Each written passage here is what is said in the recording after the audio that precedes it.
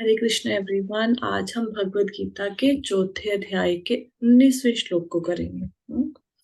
तो ये श्लोक है, यस्य सर्वे समारंभा काम संकल्प वर्जितः ज्ञानाग्नि दग्ध कर्मणानाम तमाहु पंडितम बुधा। तो उसका तात्पर्य है,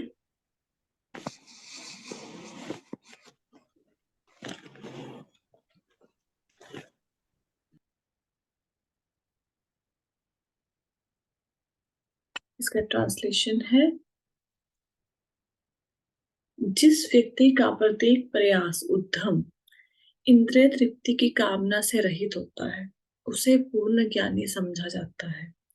उसे ही साधु पुरुष ऐसा करता कहते हैं जिसने पूर्ण ज्ञान की अग्नि से कर्म फलों को भस्मसात कर दिया है। तो कह रहे हैं कि वो मनुष्य जिसका हर प्रयास, हर एफर्ट, हर कोशिश भोग विलास की कामना से रहित होती है, उसमें कोई भोग विलास की कामना नहीं होती।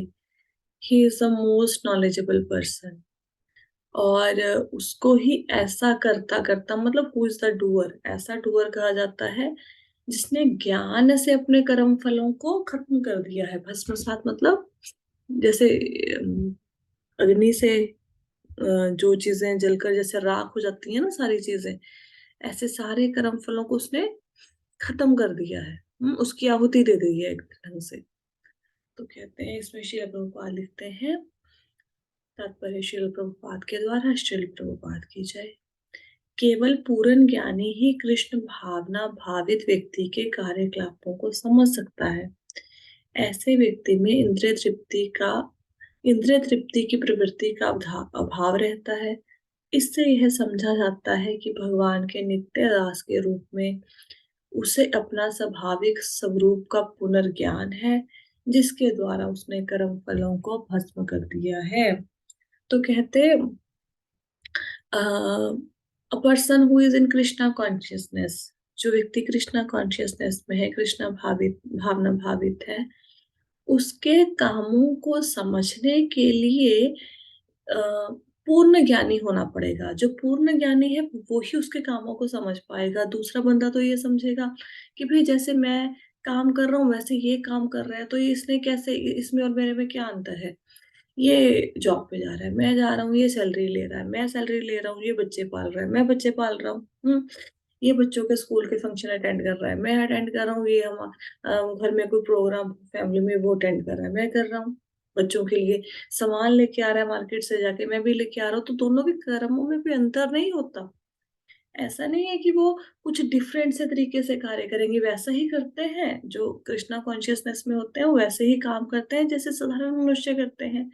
लेकिन लेकिन क्या होता है कि उनके जो कार्य है उसमें इंद्रिय तृप्ति की इच्छा नहीं होती, वो सेंस ग्रेटिफिकेशन के पीछे नहीं भागते। हम्म तो इसलिए वो सारे कर्म फलों के भस्म कर देते हैं।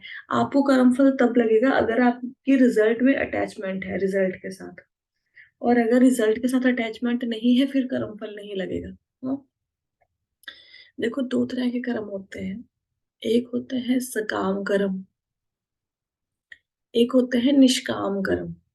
हम्म सकाम कर्म क्या होते हैं? सकाम कर्म में होता है कि कर्म किया तो उसमें एक्शन के साथ भी अटैचमेंट है और एक्शन के रिजल्ट के साथ भी अटैचमेंट है, दोनों के साथ ही है। देखो, एक तो विकर्म हो गया। विकर्म कौन सा? जो कि गुरु ने नहीं बताया, साधु शास्त्र ने नहीं बताया, जो किए जा रहे हैं शास्त्रों के अगेंस्ट, वो तो विकर्म हो गया। उसको तो हम छोड़ ही देते हैं कि जो हमारे स्क्रिप्चर्स में नहीं लिखा, शास्त्रों में नहीं लिखा, वो कार्य किए जा रहे हैं, तो वो तो विकर्म है।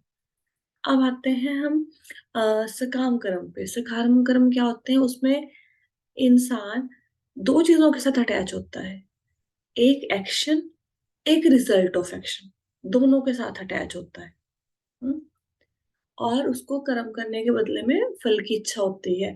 लेकिन हाँ, सकाम कर्म में लगा हुआ जो मनुष्य होता है उसको ईश्वर का थोड़ा सा ज्ञान होता है, उसको भगवान का ज्ञान होता है, लेकिन वो अपने कर्मों के फल को खुद भोगना चाहता है।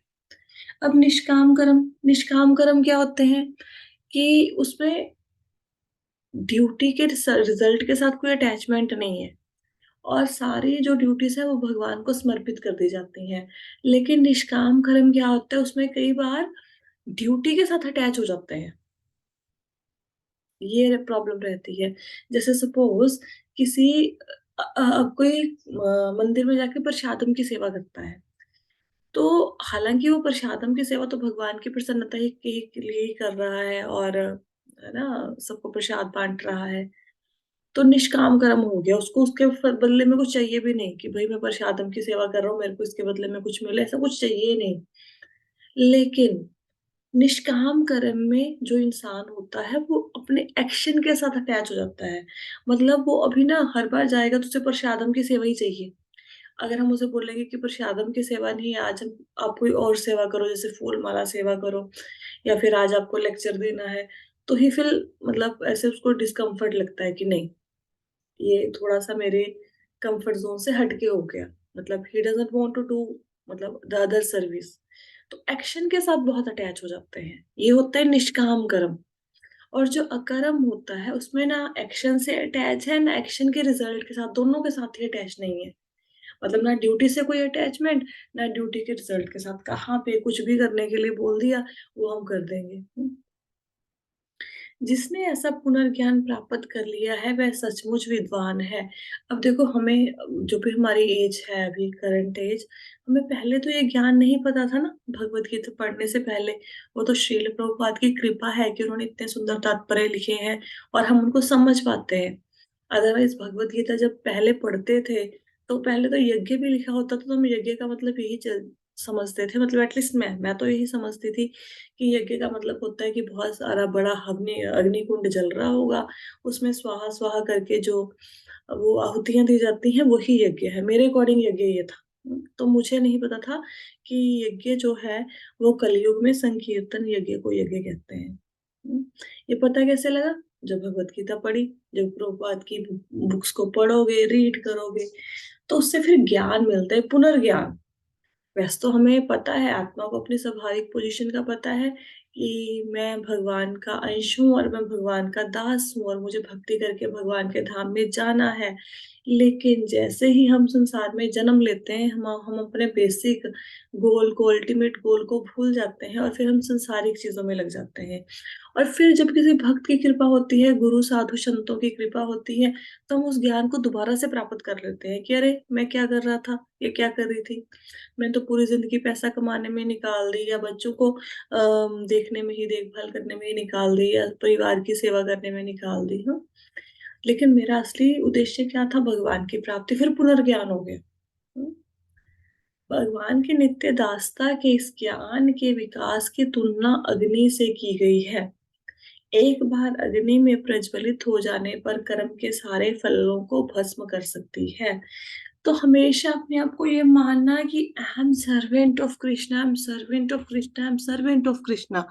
जब ये ज्ञान आ जाता है, तो ज्ञान से क्या होता है, ज्ञान की तुलना करेगी ये अग्नि से। ये ज्ञान अग्नि के समान है। जैसे अग्नि में कुछ भी डालोगे ना वो जल के राख हो जाएगा। तो ऐसे ही अग्नि जब ज्ञान की जल गई तो सारे कर्म फल समाप्त हो जाएंगे। कई बार मन में ये विचार आता है ना कि चलो अभी आपको ये तो पता है ना कि हमारे करोड़ों अरबों जन्म पहले हो गए हैं। हर जन्म में हमने कुछ अच्छे बुरे कर्म किए होंगे। कुछ कर्मों के फल हमें अभी मिल रहे हैं, कुछ कर्मों के फल हमें इस जन्म में मिलेंगे आने वाले समय में। कुछ जन्मों के कर्मों के फल हो सकता है हमें आने वाले कुछ मतलब बर्थ में मिले, आने वाले जन्मों में मिले।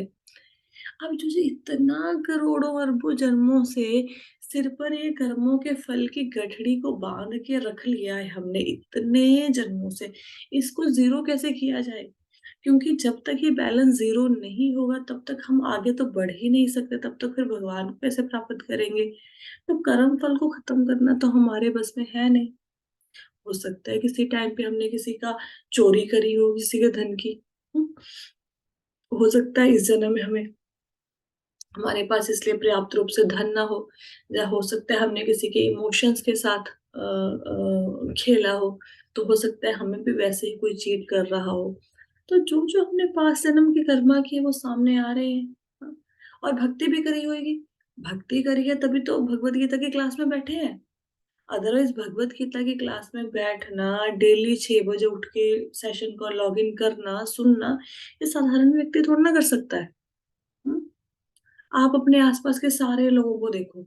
आप अपने सारे रिलेटिव्स को देखो, सारे दोस्तों को देखो, सारे जो आस-पड़ोस के बंदे हैं, नेबर्स हैं, उनको देखो, सोसाइटी को देखो। कितने ऐसे लोग हैं, चलो सोसाइटी को छोड़ो, आप आस-पास के जिन लोगों को जानते हो, उनको देखो। कितने ऐसे लोग हैं जो डेली भगवत गीता पढ़ते होंगे? How many people? और कितने ऐसे लोग हैं जो भगवत गीता को पढ़ के उसको समझने की भी कोशिश कर रहे होंगे, अदरवाइज़ भगवत गीता रिचुअल के अकॉर्डिंग पढ़ी जाती है। म मोस्टली लोग श्राद्ध में शुरू कर लेते हैं, फिर कि श्राद्ध है चलो भगवत गीता शुरू करते हैं, फिर अंतिम श्राद्ध तक उसका मतलब डेली 1-1 या 2-2 चैप्टर पढ़ के फिर अंतिम श्राद्ध पे वो खत्म कर देते हैं, ऐसे भगवत गीता पढ़ी जाती है। हुँ, या फिर भगवत गीता जस्ट कि हम लोगों ने कोई एक ग्रंथ शुरू कर लिया, कई बार एज़ अ रिचुअल शुरू कर लेते हैं ना, कि चलो ये महीने भर में कंप्लीट करना है, ऐसे पढ़ते हैं। कितने ऐसे लोग हैं जो भगवत गीता को सुन रहे हैं, समझ रहे हैं और उसको जीवन में उतारने का प्रयत्न कर रहे हैं। 1% से भी कम होंगे या होंगे ही नहीं। हुँ? अच्छा आप इतने लोग हो इस सेशन में, आप किसी दूसरे व्यक्ति को ऐसे जानते हो अपने जीवन में जो भगवत गीता सुनता है सुबह 6 बजे उठ के? किसी को जानते हो? बताओ? पूरा देखो सारे रिलेटिव, फ्रेंड्स, नेबर कोई सुनता है कि नहीं सुनता? आप में से कितने लोगों को जानते हो जो भगवत गीता सुनते हैं भई? कोई भी नहीं सुनता होगा, है ना? तो ये कहाँ से ये कैसे आ गया हमारे अंदर गुण? हम तो लगे हुए थे दुनियादारी में, हम तो जॉब करने में, बिज़नेस करने में, हम लोग तो घर के काम करने में लगे हुए थे। फिर सडनली ये शिफ्ट कैसे आ गया ज़िंदगी में? वो भी ये देखो कि किस एज में जाके शिफ्ट आया। ऐसा तो है नहीं कि शुरू से ऐसा कोई घर में ऐसा माहौल था कि भैया गीता पढ़नी है तो पढ़ने लग गए। सडन शिफ्ट कैसे आ गया? तो कोई भी चीज़ ना ऐसे सडनली नहीं होती।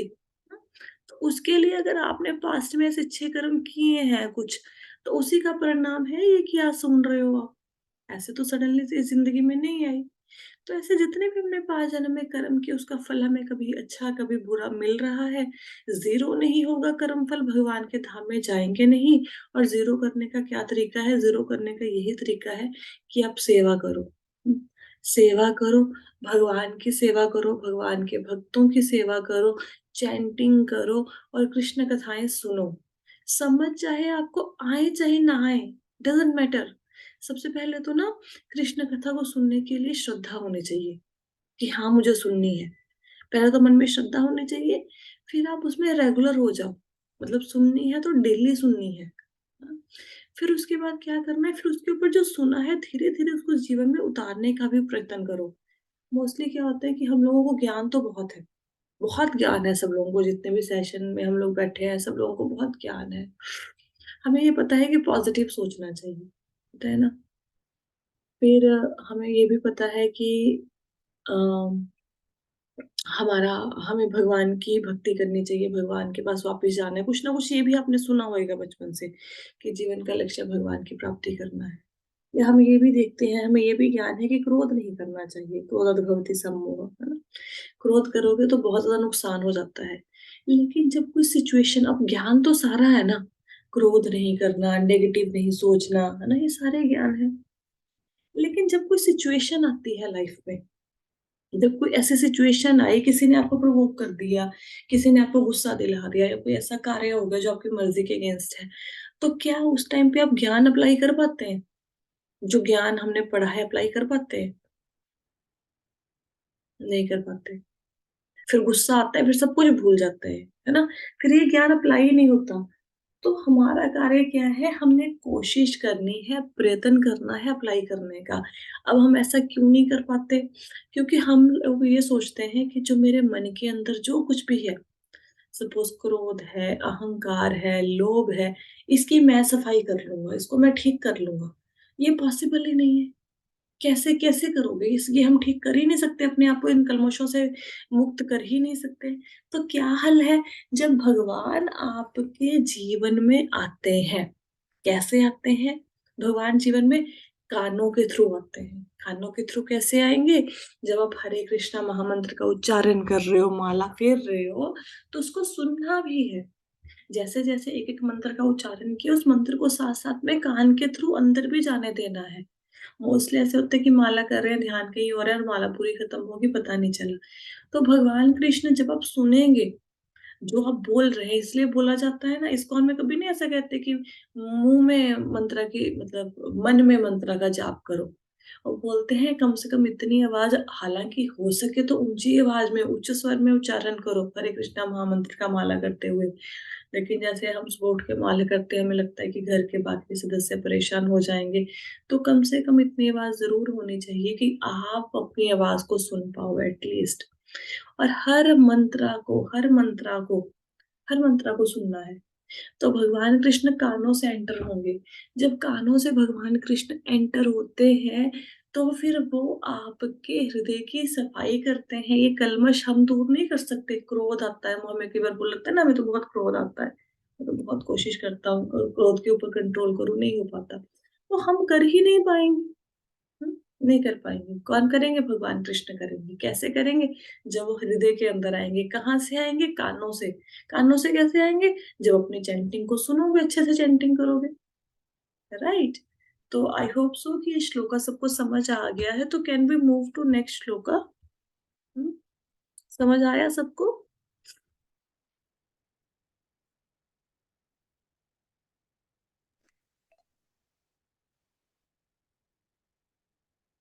क्लियर हुआ हाँ अंजलि जी, जी?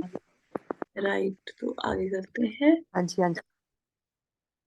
एक श्लोक और कर लेते हैं, अभी समय है ना?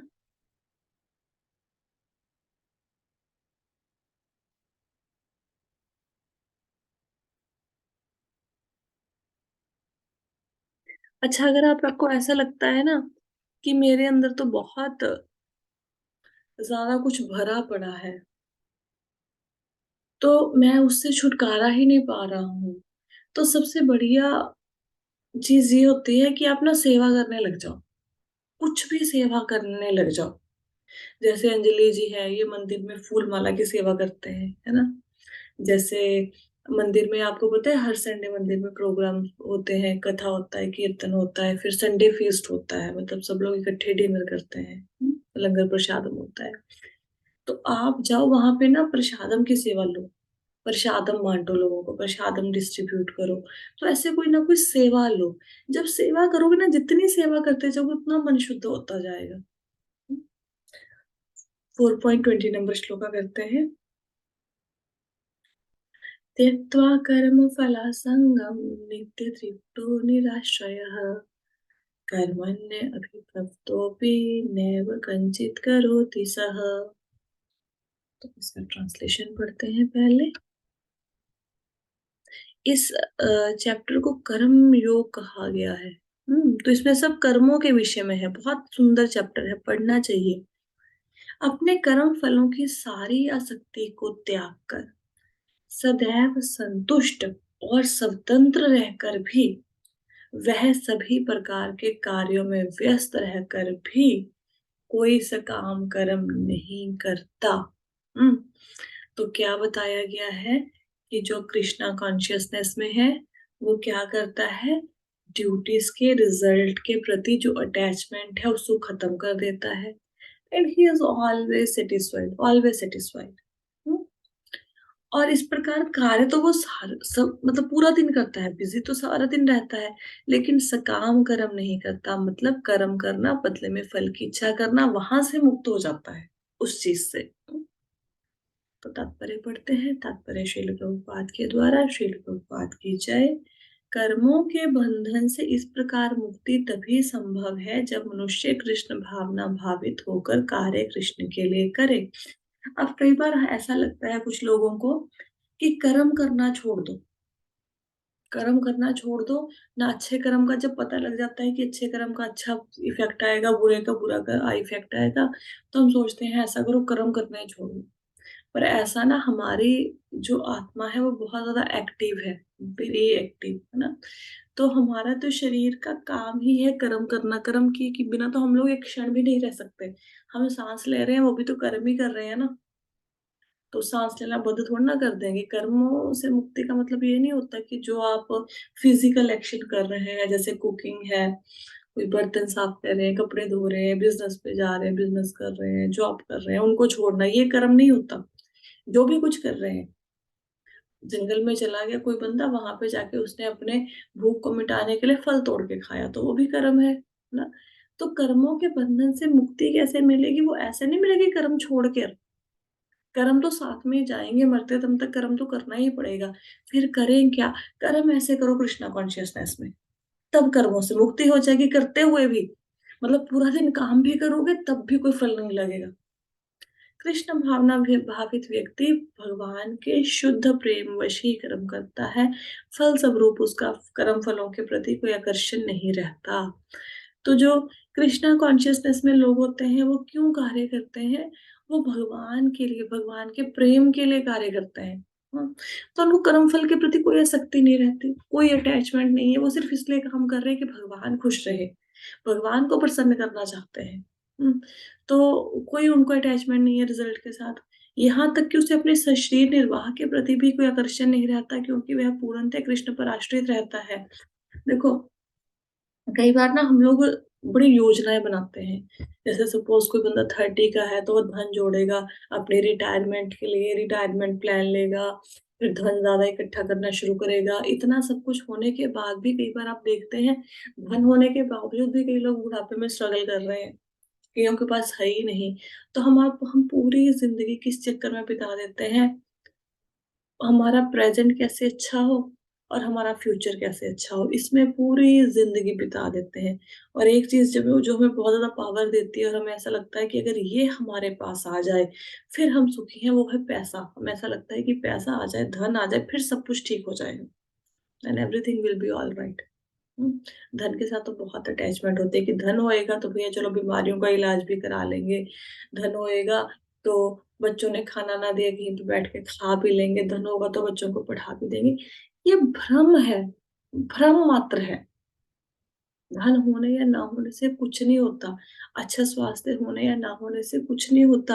हाँ, कई लोग ऐसे होते हैं कि स्वस्थ होते हैं, बिल्कुल बिल्कुल अच्छे खासे होते हैं, लेकिन जब काल की टाइम आता है ना मृत्यु का, तो फिर काल आके ले जाता है उनको। बिल्कुल अच्छे खासे घर से निकले और घर पे वापस ही नहीं आए, है ना। तो स्वास्थ्य का तो कोई रोल ही नहीं रहा जीवन में। हाँ, अगर आपको ऐसा नहीं है कि शरीर का ध्यान नहीं रखना है, शरीर का ध्यान रखना है।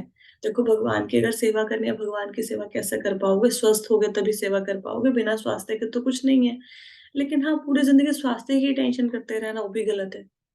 कि आपने सुबह उठ के, सपोज किसी का कोई रूटीन है कि उसने सेशन लेना है भगवत गीता का, या मंदिर जाना है, मंगला आरती अटेंड करना है, या कोई भी वो अपना पाठ पूजा करते हैं, उसको छोड़ के हम एक्सरसाइज करने लग जाएं और बोले बॉडी स्ट्रांग रहेगी तो सब कुछ अच्छा है, फिर वो गलत है।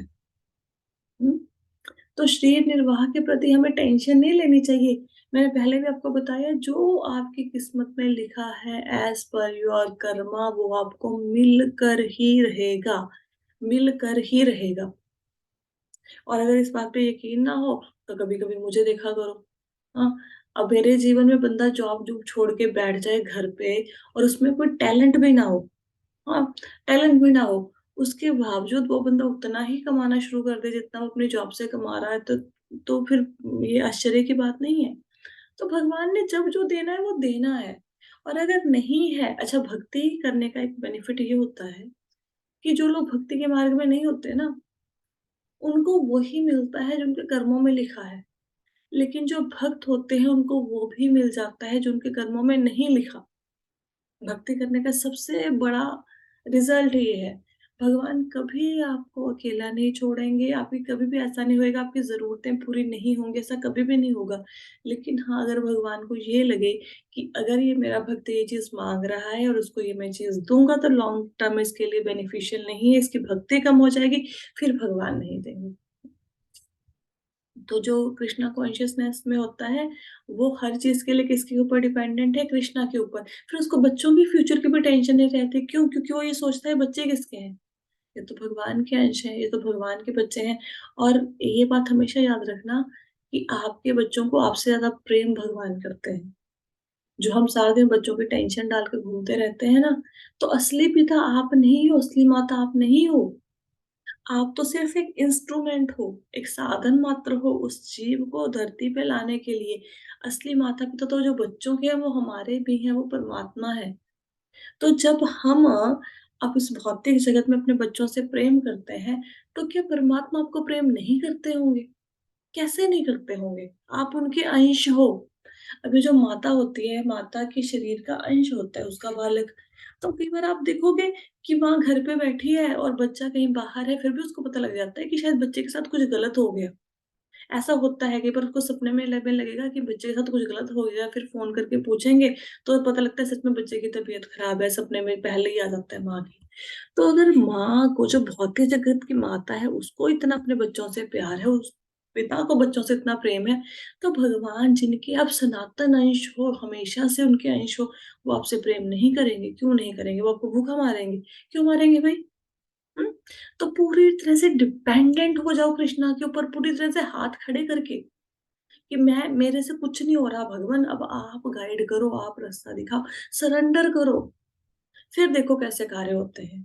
पर सरेंडर करने का मतलब ऐसा नहीं होता कि हम बेड पे लेट गए कि जी अब भगवान को सरेंडर कर दिया हमने, भगवान आके मुँह में हमें रोटी भी डाल दें। ऐसा नहीं, सरेंडर करने का मतलब होता है कि अपने आप के अंदर से वो ईगो को निकालना कि अगर मैं नहीं करूँगा ये काम हो ही नहीं जाएगा, हो ही नहीं पाएगा। अगर मैं 10 दिन ऑफ़िस नहीं जाऊँगा तो ऑफ़िस ही बंद हो जाएगा भई। अगर मैं बच्चों के मुँह में खाना नहीं डालूँगा ना, जो मेरी अम बच्चे हैं, घर परिवार है, तो भूखे ही मर जाएँगे। ऐसा कुछ नहीं है। भगवान सबके लिए देते हैं। वह ना तो किसी वस्तु को प्राप्त करना चाहता है, ना वस्तुओं की रक्षा करना चाहता है। अब 2 चीज़ें हैं जिसके लिए पूरी दुनिया मरे जा रही है। एक तो है कि किसी न किसी वस्तु को प्राप्त करने की अभिलाषा है। कुछ भी हो सकता है लाइफ़ में। हो सकता है किसी को करियर बनाने की धुन है, किसी को बिज़नेस चलाने की धुन है, किसी को जॉब में प्रमोशन चाहिए, किसी को पढ़ाई की धुन लग गई। तो कोई ना कोई वस्तु हम चाहते हैं और फिर जब वो आ जाती है, फिर उसकी रक्षा करने का बड़ा बड़ी ज़िम्मेवारी है भई। अब चलो धन कमाना था, धन आ गया, फिर पूरा दिन यही टेंशन कि अगर धन चला गया और अगर अचानक चला गया, फिर अलग से स्ट्रेस हो जाता है। होता है ना? तो या तो चीज़ों को पाना, पहली बात तो देखो ये कैसी आ सकती है, जब तक चीज़ है नहीं तब तो पाने की चिंता, आ गई तो मेंटेन करने की चिंता, और कोई उसको ले गया फिर तो बस ही हो जाती है हमारी, फिर तो बस खत्म हम, है ना? जैसे पहले तो गाड़ी चाहिए, फिर उसको ले लिया लोन करके गाड़ी ले ली, और वो गाड़ी की किश्त आती है तो बड़ा ऐसा होता है महसूस कि भैया किश्त आ गई, अब किश्त भरनी है। हाँ? और खुदा ना खास्ता वो गाड़ी खराब हो जाए, उस कुछ डैमेज हो जाए, है ना? या वो उसको उठा के ले जाए, फिर तो बहुत ही ज़्यादा हम टेंशन में गिर जाएँगे। तो वस्तुओं को पाना है और उसको मेंटेन करना है, इसी इसी चक्कर में पूरी ज़िंदगी बिता देते हैं। लेकिन कृष्णा कॉन्शसनेस वाले व्यक्ति ऐसा नहीं करते। वह अपने पूर्ण सामर्थ्य से अपना कर्तव्य करता है और सब कुछ कृष्णा पर छोड़ देता है। तो अगर एक कृष्णा कॉन्शियसनेस में जो बिज़नेसमैन है और एक साधारण बिज़नेसमैन है, उसमें क्या फ़र्क है? काम दोनों एक जैसा करेंगे, मेहनत दोनों एक जैसी करेंगे, पूरी मेहनत से, लगन से काम करेंगे। लेकिन जो कृष्णा कॉन्शियसनेस में होएगा, वो काम करने के बाद वो ऐसा नहीं सोचेगा प्रॉफ़िट होगा, लॉस होगा, क्या नहीं होगा, बस भगवान के ऊपर छोड़ देगा। अपना 100% दिया, फिर भगवान के ऊपर छोड़ दिया बस। हुँ। ऐसा अनासक्त व्यक्ति शुभ-अशुभ कर्मों के फल से मुक्त रहता है। तो आपको अगर जीवन में प्रॉफ़िट हुआ या लॉस हुआ, आप वो दोनों के कर्म फलों से मुक्त रहोगे। क्यों? क्योंकि सब कुछ भगवान पे छोड़ दिया है। हुँ। अथे कृष्ण भावनामृत से रहित कोई भी कार्य कर्ता पर बंधन स्वरूप होता है, और विक्रम का यही असली रूप है, जैसा कि पहले बताया गया है।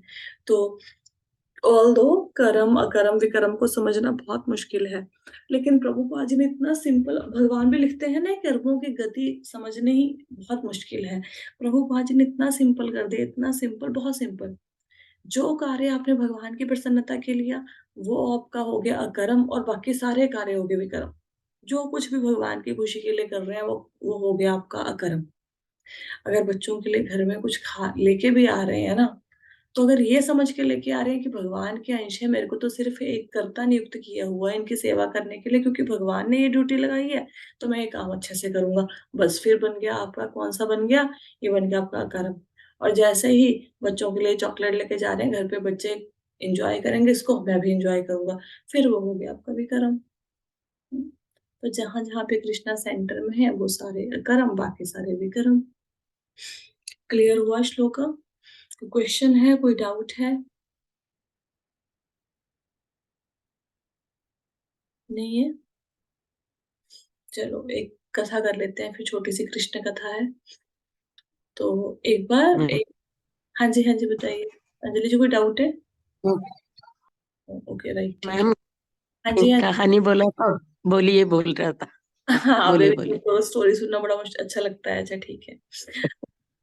एक बार क्या होता है, एक बच्चा होता है, वो बच्चे के ना पिता नहीं होते। तो पिता नहीं होते तो उसकी मदर ना, मतलब थोड़े गांव वाले उसके सहायता करते हैं, तो उसके बच्चों का, वो अपने बच्चों का पालन पोषण करती है। तो धीरे धीरे बच्चा बड़ा हो जाता है, तो माता सोचती है कि इसको स्कूल में डालना है, तो बड़ी मेहनत से वो स्कूल जाने के लिए उसके फीस वगैरह डिपॉजिट करवाती है, तो स्कूल में लगाती है। अब वो स्कूल जहाँ से जाता है बच्चा, रास्ते में जंगल पड़ता है। तो बच्चा जाता है स्कूल में फर्स्ट डे, और बड़ा, जब शाम को आता है, जब घर आते आते उसको स्कूल में तो बड़ा मन लगता है, लेकिन घर आता है तो आते आते रात हो जाती है, तो जंगल में डर लगता है उसको। तो बोलता है माता मैं नेक्स्ट डे से स्कूल नहीं जाऊंगा। तो माता पूछती बेटे क्यों नहीं जाओगे? कहता कि माता मुझे तो बहुत डर लगता है वहां पे रास्ते में। तो माता कहती है कि ये तो, आप ऐसा समझो कि आपके एक भाई हैं, उनका नाम है गोपाल, और वो जंगल में रहते हैं, अगर तुम्हें डर लगे तो गोपाल को बुला लेना। तो बच्चा क्या करता है, बच्चा जंगल में जाता है, तो जैसे ही जंगल के बीच में पहुंचता है उसको डर लगना शुरू हो जाता है, छोटा बालक है, अकेला जा रहा है जंगल के रास्ते से स्कूल में। तो वो गोपाल गोपाल ऐसे आवाजें देता है। तो भगवान को जब सच्चे हृदय से कोई बुलाए, स्पेशली बालक, क्योंकि बालकों तो, बच्चों का मन तो वैसे ही बड़ा स्वच्छ होता है, तो भगवान आ जाते हैं। तो बड़ा खुश होता है कि मेरा भाई आ गया गोपाल, है ना। तो ऐसे ही रोज स्कूल जाता है और भगवान को बुलाता है, तो भगवान उसके सामने प्रकट होते हैं, उसको और उसको जंगल पार करवा देते हैं। तो एक बार स्कूल में एक फंक्शन होता है, तो अध्यापक कहते हैं, जो मतलब जो गुरुजी है वो कहते हैं कि सब लोग अपने घर से कुछ ना कुछ लेके आना, लाइक चावल दाल आटा कुछ भी, है ना। तो गोपाल को भी कहते हैं कि भैया तू भी लेके आना बेटा। तो गोपाल घर आके माँ को बोलता है कि माँ मुझे कुछ दो, वहां पे ऐसे पार्टी हो रही, भोजन हो रहा आज। तो माँ सोचती है मैं क्या दूं, मैं तो इतनी गरीब हूँ। तो माँ कहती कि बेटा तुम गोपाल से मांगना, गोपाल तुम्हें दे देंगे। तो वो बच्चा जाके बताता है, अ, जंगल में जाता है, तो कृष्णा को बताते हैं कि मेरे स्कूल में आज पार्टी, आप मुझे कुछ दो। तो कृष्णा कहते हैं कि मैं तो ग्वाला हूँ, मैं तुझे क्या दूं। फिर कृष्णा जाते हैं, कहते हैं ठीक है मैं तुम्हें कुछ देता हूँ, तो उसको दही की हांडी दे देते हैं, दही का बर्तन। तो छोटा सा बर्तन होता है, बच्चा स्कूल पहुंचता है तो उसके गुरुजी बड़ा ऐसे देख के उसको लेते हैं कि भाई इतने लोग खाने के लिए आए हैं, तुम दही की छोटी सी हांडी लेके आ गए हो, छोटा सा बर्तन लेके आ गए हो। चलो फिर वो रख लेते हैं उसको। लेकिन जैसे ही उसमें से दही सर्व करना शुरू करते हैं, तो दही सर्व करते जाते हैं, दही खत्म ही नहीं होता। जितने लोगों को सर्व करते जाते हैं वो उतना भरता रहता है, भरता रहता है। तो जो उनकी पत्नी होती है गुरुजी की, वो कहती है कि ऐसा करो, आप दही को बड़े बर्तन में पलट दो, ताकि जितना दही है खत्म हो जाए, ये बर्तन खाली कर दो। जब दही को बड़े बर्तन में शिफ्ट किया जाता है, तो वो बर्तन जो खाली हुआ होता है ना, कृष्णा ने दिया होता है, फिर दही का भर जाता है। तो गुरु को बड़ा आश्चर्य होता है, तो वो बच्चे को बड़ी डांट लगाता है कि तेरे में कोई मैजिकल पावर्स है, इसलिए ये सारा चमत्कार हो रहा है। तो बच्चा कहता है मेरे अंदर कोई मैजिकल पावर नहीं है, तो मुझे कृष्णा ने दिया है। तो कहते कृष्णा कैसा दिखते हैं तेरा भाई? कहते भी उसने तो मोर मुकुट लगा रखा था, ऐसे हाथ में बंसरी थी। तो गुरुजी कहते तो झूठ बोल रहा है, ये तो भगवान का स्वरूप बता रहा है, भगवान थोड़ा ना आएंगे तेरी हेल्प करने। तो उसकी बात पे यकीन नहीं करते। तो बच्चा कहता नहीं मैं आपको दिखा दूंगा, चलो मेरे साथ जंगल में। तो बच्चे के साथ जंगल में जाते हैं, तो बोलता है बच्चा कृष्णा कृष्णा, लेकिन भगवान नहीं आते। गुरुजी साथ में है ना। फिर बच्चा रोने लग जाता है कि अब सब मुझे झूठा समझेंगे कि मैंने कोई मैजिकल पावर यूज करके दही लेके आई। फिर जब बच्चा रोता है, तो भगवान प्रकट तो नहीं होते, लेकिन उनकी आवाज आती है कि मैं उन लोगों को दर्शन देता हूँ जिनके हृदय शुद्ध है, जो सच्चे मन से मुझे बुलाते हैं। तो गुरु जी भी उसकी आवाज को सुनते हैं, और फिर बड़ा उनको पश्चाताप होता है कि मैंने बच्चे के ऊपर ये इतना ब्लेम लगाया कि उसने मैजिकल पावर यूज करी। और वो बड़े खुश भी होते हैं कि बच्चे की कृपा से उनको भगवान की वाणी सुनने को मिली। और बच्चे को भी फिर बाद में रियलाइजेशन होता है कि मेरे पास तो कृष्ण आते थे स्वयं। And this is a real story, this is not ऐसे कोई मन गढ़ंत कहानी नहीं है, आपको मिल जाएगा, आप सर्च करेंगे पे के गूगल वगैरह। तो अगर भगवान बच्चे की पुकार पर आ सकते हैं, तो भगवान आपकी पुकार पे क्यों नहीं आएंगे भाई? जरूर आएंगे। हाँ, अगर नहीं आ रहे तो आपकी पुकार में ही कहीं ना कहीं पे कमी होगी।